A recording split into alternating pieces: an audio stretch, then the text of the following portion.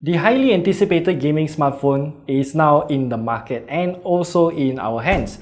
So yes, this is the ROG Phone 3 and we've been testing it out for a little more than 2 weeks to gather all of our feelings and thoughts about this phone because it's kind of polarizing. So this is gonna be a slightly different type of phone review because we're gonna split it up into, I think, 8 different parts. And you can also check the timestamps at the bottom of this video here, so you can watch whatever part that you think is more important to you.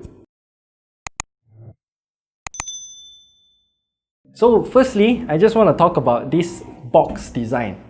ASUS, I don't know what you guys are thinking because this box design is really nice, but the way you open it, I would say the ROG Phone 2 is better.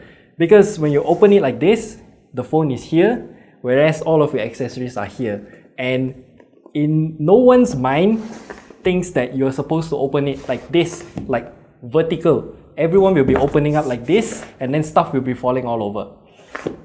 Even Linus from Linus Tech Tips, he just threw away the phone because he didn't know that the phone is on this part of the box. Also, the totem pole, when you start off the phone for the first time, you're supposed to scan this part of the box to get some fancy animation, which I actually recorded and you can watch it here.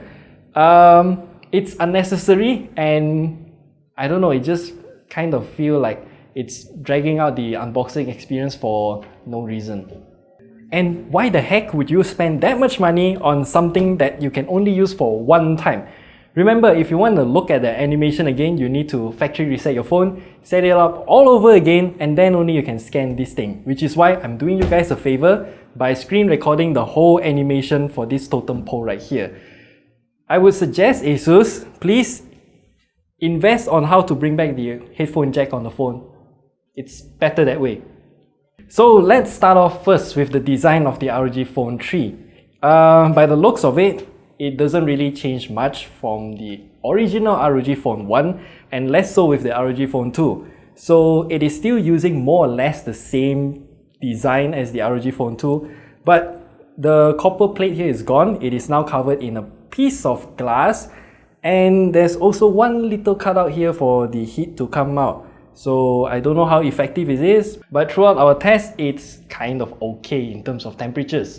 And if you don't like this kind of bare glass design, you can always slap on some case onto the phone. So inside the box, you also have that black plastic bikini case design, which is the same as last year. Or you can get something like this. This is the brand new lighting armor case, which is actually inspired by the Zephyrus G14's Anime Matrix, which you can also check it out at the top right corner there. It's not customizable, it will only show you the word ROG and also the ROG logo here. And it works via this little lens here to diffract the light throughout the entire back piece. It's a bit dim, but it works. And of course, my favorite here is the neon arrow case. So basically, this is exactly the same as the included bikini case, but instead of being pure black, it is now in this orange acrylic case with some fancy design here. And now let's talk about the screen. So the ROG Phone 3 has more or less exactly the same size as the ROG Phone 2, also with the front-facing stereo speaker here, which I absolutely love. Thank you for still maintaining this design. But of course, one of the main highlights of the ROG Phone 3 is jumping from 120Hz to 144Hz. And honestly, I really don't feel any difference. I can't see any difference between 120 and 144Hz. But of course, like one of the video we did before, it does have 160Hz that you can run on this phone. But then again, ASUS has officially stated that the 160Hz is only meant for internal testing, and there are still a few quirks that need to be fixed, which I just don't think that they will release officially for the ROG Phone 3. Just don't use 160Hz. 144Hz is the most you can get officially.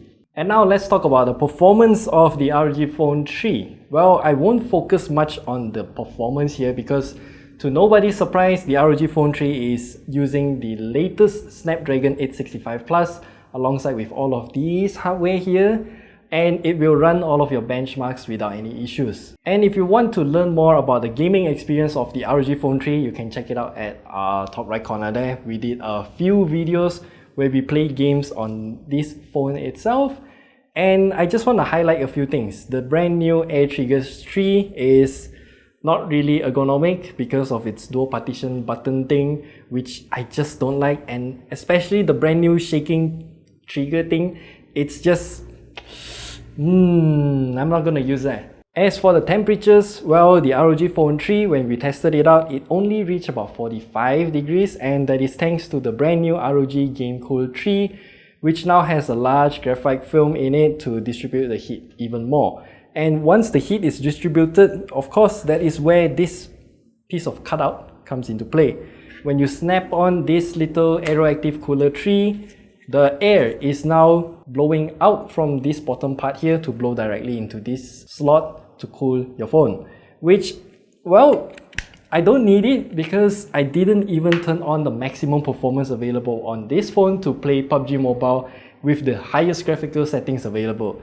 So I think it's future-proofing, but for now, I really don't need any additional cooling or whatnot. And I also highly recommend you to check out one of our videos at the top right corner there, where we compare both the ROG Phone 3 with the Black Shark 3 Pro, because this phone here is posing a threat against the ROG Phone 3 when it comes to gaming experience, which is to say competition is healthy, and I really like what Black Shark has done here as well. So now comes the battery life of the ROG Phone 3. It is kind of straightforward, same story as the ROG Phone 2, 6000 mAh battery, and this time around I tested the battery life with 1080p 60Hz, and it lasts for about 18 hours and 40 minutes, which amazing. You can just last for 2 days if you don't play games on it and lock you down to 60Hz. And the charging speed is also more or less the same, 30 watts charger, and then when you charge from 15 all the way to 100% on the ROG Phone 3, it will take about 2 hours. So as for the software side of things, I would say that the ROG Phone 3 is pretty much using back the same UI as the ROG Phone 2. Well, it works, it's kind of intuitive, not the best, but there's some room for improvement, but overall I really do like the software right here. And one funny thing is that whenever I just enable the 160Hz on the phone through the developer modes and whatnot, which you can check it out at the top right corner there as well, the UI adapts you with the 160Hz option. So you can actually select 160Hz in the Armory Crate function, and also within the notification quick setting tiles, and also in the Game Genie app as well. And speaking of Game Genie, now you can drag it out from the left side whenever you're playing games, and then you can have a quick selection of options. One of the main highlights here is the crosshair. So like we mentioned in, again, one of our videos there, you can just press the crosshair option and then it overlays a crosshair on the screen no matter what you're doing in the game. So this is good if you want to do a 360 no scope sniper shot kind of thing. Yeah, it's borderline cheating. Okay, so now the accessories with the ROG Phone 3 is pretty much the same story as last year, but you do get some upgraded functionality throughout the board. So right now we have the Kunai 3 gamepad with the Kunai 3 bumper case. So you need the case to snap on the Kunai 3 gamepad and use it like a Nintendo Switch. Mobile desktop dock, and then twin wheel dock 3, which is now upgraded to 144Hz. Every other thing is the same. ROG gaming clip, which is just the clip where you clip it on and then you clip on to another controller, something like that. And also the brand new Aeroactive Cooler 3. So while we don't have all of the other accessories with us, I just want to say that ROG, when it comes to the expandability of its functionality through accessories, it is still one of the best, because you can also use some third-party dongles like the Ugreen one that I always talk about, plug it in, and then you can actually use it as the first-party ASUS professional mobile dock thing. So you can stream your games throughout the HDMI cable and everything just works. It's nice. But the Aeroactive Cooler 3 is a bit of a problem for me. So one thing I like, kickstand. So I can just put it in like that, and then I can watch my videos through loudspeakers very comfortably. I don't have to hold the phone. But if you want to plug in the audio jack, it's at the bottom. So if you're using it as a kickstand, you cannot plug in any audio jacks. So if you want to use your headphone, you will need the included dongle, plug it into this USB port instead, and then connect it to your headphone, which is why ASUS just give us back the headphone jack. It's a gaming phone. You want zero latency when it comes to games. Ugh.